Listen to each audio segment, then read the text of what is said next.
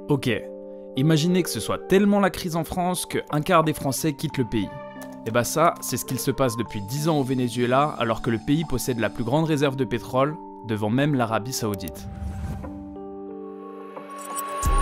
Pour comprendre ce fiasco économique, il faut revenir à l'époque de Hugo Chavez.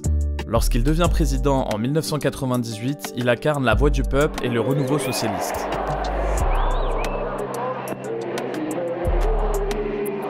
Adulé de tous, il met en place des politiques visant à aider les plus démunis grâce à l'argent du pétrole.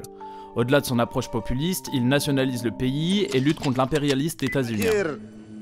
El señor presidente de los Estados Unidos, a quien yo llamo el diablo, vino aquí hablando como dueño del mundo. À sa mort, en 2013, et après 16 ans à la tête du pays, il laisse un héritage titanesque que Nicolás Maduro, son vice-président et successeur, va avoir du mal à perpétuer. En fait, il faut capter qu'à ce moment-là, l'image de Chavez, elle a dépassé celle d'un président de loin. Le gars est devenu une obsession pour une grande partie de son peuple et il est présent partout. Passer après Chavez, ça facilite donc pas la tâche à Maduro, qui doit en plus faire face à la plus grande crise de l'histoire du Venezuela. El precio del petróleo fue una de las noticias más importantes del 2014. Esta baja en los precios tiene un efecto desigual en América Latina. Los países importadores se están viendo muy beneficiados, pero los productores, entre ellos Venezuela, ya sufren las consecuencias.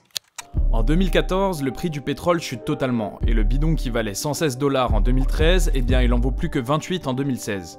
Le problème, c'est que l'entièreté de l'économie du Venezuela est basée uniquement sur le pétrole.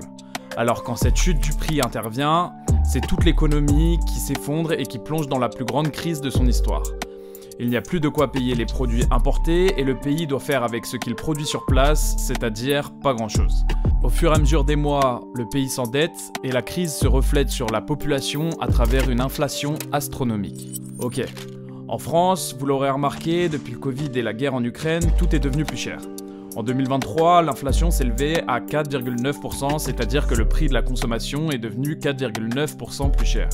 Eh bien dites-vous que là-bas, en 2018, l'année où la crise connaît son apogée, l'inflation est affichée à plus de 130 000% par la Banque nationale.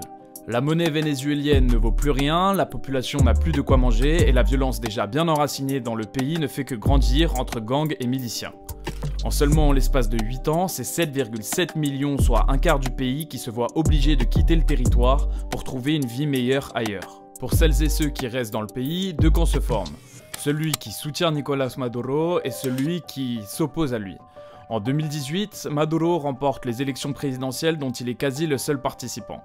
Des manifestations explosent dans tout le pays, ses opposants l'accusant d'avoir manipulé ses élections en enfermant ses principaux opposants.